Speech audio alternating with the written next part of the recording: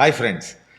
நிறைய பேர் sir Nifty levels போடுறீங்க, ஸ்டாக்குக்கெல்லாம் சார்ட்டெல்லாம் வச்சு காட்டுறீங்க, ஆனால் அந்த கோல்டை பற்றி ஒன்றுமே சொல்ல மாட்டேறீங்களா சார்? கோல்டை ஒரு சார்ட் போட்டு அது இந்த மாதிரிலாம் இங்கே வரும், இங்கே போனால் அங்கே வரும்னு சொன்னீங்கன்னா எங்களுக்கு லாங் டேர்ம் இன்வெஸ்ட்மெண்ட்டுக்கு யூஸ்ஃபுல்லாக இருக்குமே அப்படின்னு கேட்குறாங்க. ரொம்ப ரொம்ப நியாயமான விஷயம். சொன்னா போச்சு. ஆனால் இதில் என்ன ஒரு சின்ன விஷயம் அப்படின்னா, இப்போ ஸ்டாக்கு நிஃப்டி அப்படின்னா யார் வேணாலும் கரெக்டாக இந்தியன் நிஃப்டி இண்டெக்ஸ்னு போட்டு அடித்தா கரெக்டாக அதே சார்ட்டு தான் வரும்.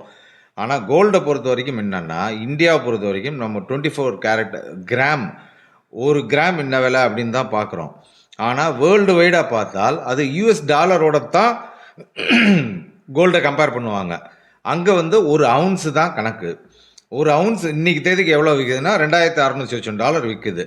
அதனால் வேர்ல்டு வைடாக இருக்கிற கம்பேரிசன் சார்ட் தான் நம்ம போட முடியும்.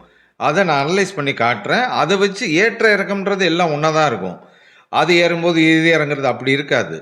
ஆனால் வேர்ல்டு வைடு கோல்டு ரேட்டுங்கிறது எதை வச்சு டிசைட் ஆகுதுன்னால் யூஎஸ் டாலரோட தான் கம்பேர் பண்ணுறாங்க. அதனால அந்த யூஎஸ் டாலர் வர்சஸ் கோல்டு அந்த சார்ட்டை வச்சு நான் சொல்லி காட்டுறேன், நீங்கள் பாருங்கள். இப்போ நம்ம பார்க்குறது இங்கே பார்த்தீங்கன்னா gold spot price versus US dollar weekly chart இது. ஓகே, இப்போ ஆக்சுவலாக இங்கே ஒரு ட்ரெண்ட் லைனில் தான் மார்க்கெட் ட்ராவல் ஆகிட்டு இருக்கு. ஏற்கனவே ஒரு நல்ல ஹை போயிட்டு ஃபிபனாச்சி ரீட்ரேஸ்மெண்ட் படி பார்த்தால் கரெக்டாக 50% எக்ஸாக்டாக இங்கே வந்துட்டு தான் அங்கேருந்து இப்போ ரிவர்ஸ் ஆகிட்டு இருக்கு. ஸோ இப்போ இந்த ட்ரெண்ட் லைன் உடைக்காத வரைக்கும் மேலே போகிறதுக்கு தான் ஆப்பர்ச்சுனிட்டிஸ் ஜாஸ்தியாக இருக்கிறது.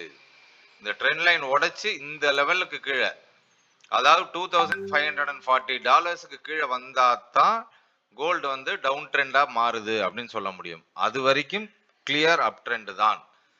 ஓகேயா, சரிங்க. இது எவ்வளோ வரைக்கும் போகும் அப்படின்னு பார்த்தால் ஃபிபனாச்சி எக்ஸ்டென்ஷன் வச்சு பார்த்தா தெரிய போகுது.